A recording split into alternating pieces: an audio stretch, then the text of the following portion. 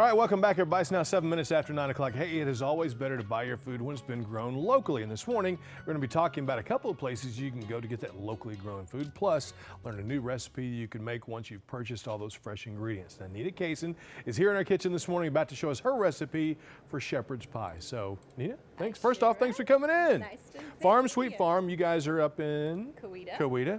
Now, that's where you said you got your accent from, Coweta, right? The south side. The south side of Coweta. No, you grew up in England. You guys moved here. How long have you been in Oklahoma now? 10 years. 10 years. Yeah, and your kids are completely Okies, you said They now, sure right? are. What was the story you were telling me earlier about your 3-year-old? They came home from school and asked me if I speak English. So I said, well, let me just tell you, I speak the real English. I speak the real English. You speak. Yeah, but she also speaks Okie quite well as well. And that's one of the things you're going to show us today is shepherd's pie. Most of the ingredients that you have here today are things that you actually grow on your farm. Yeah, we are real passionate about growing as much food as we can ourselves. Okay. And we are getting there. We're closer than we have ever been. That's awesome. So that's great.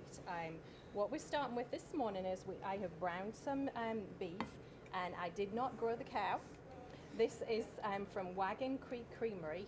They're an awesome grass-fed beef company. They sell at Cherry Street and Rose District Farmers Market, and it is, you might be able to smell it. It kind of reminds me like beef smells great. used to smell Yeah, like. it smells great. Yeah. Everybody in So- here, everybody in the whole building is going, what is that? I think I made some friends this morning. Yes, you did. You certainly did. All right, so these are some of the ingredients. And one of the things that we always ask when people come in, hey, do you mind if we get the recipe? You had no problems with that at all. Now, we're not going to have it on our website right now, but they can go to your Facebook page. That's right. And you will have the recipe for shepherd's pie. And again, ingredients that you guys are, that's available right here or that you grow on your farm. That's correct. And also, we are super passionate about buying local whenever possible, and supporting farmers markets, supporting farmers. It's so important that we get if one person, one meal a week, if we buy locally, it can radically change the farming economy of Oklahoma. So I am super, super passionate about buying local whenever possible. So in here, we have garlic, we have onions and carrot, and we are cooking this for about 3-4 minutes. Okay, I'm going to speed you up just a little bit. The reason because we got some time. So what are you adding there? We are going to add the flour, and this helps bind all the gravy together. Okay. Can I eat that piece of beef that just came out? You certainly can. Thank you. That is good. And then to this, we're going to add beef stock, Worcester sauce. You mean add this, the go whole ahead, thing? The whole thing. Worcester sauce, tomato paste, salt, pepper, and thyme. Now, what kind of paste was that? Tomato paste. No, it's Mater paste. Mater paste. Mater paste. Okay. All right. So there you Not go. the whole thing. All right. And this just gives it a real good body. Now this, what do you call this? Worcestershire sauce. Oh dear me, Worcester. let's just call it Worcester sauce, and then Worcester sauce. everybody All will right. be happy. There's my little Okay. All right. education for the day. So, All right. So we're we'll gonna do all add this that. stuff, put it together. Yeah, and then we're going to cook that for about 10 or 15 minutes, Okay. and then it looks like this. Okay. Now the topping is we have boiled carrots and potatoes, and I'm using one of these little things. This Oh, is yeah. called a ricer.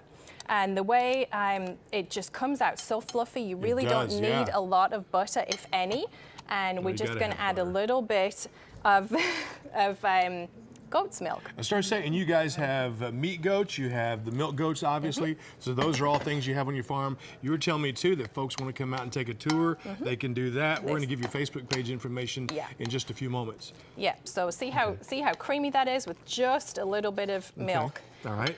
Then Then we put this in the oven for how long? we're going to set that on top of there. Okay, and so we're gonna, this goes on top of this. That's correct. All right, and then this is the finished product. This, Ta-da! yeah, you're going to put it in the oven for maybe 10-15 minutes just to Okay. get the top a little crispy, and then you may like to serve it with some homemade goat's cheese. Oh, yes. And some spring onions from the garden. Awesome. So, Absolutely excellent. We're going to be trying that here in a few moments. You're awesome. Thank you Thank so you very much. much. And you can check out this recipe. You can check out also all the wonderful products they have. Farm Sweet Farm, Oklahoma. It's by Nina Kaysen. The recipe is on, well, it will be on K2L.com, but right now, go to your Facebook page, right? It'll be on there And you later. can get it right there.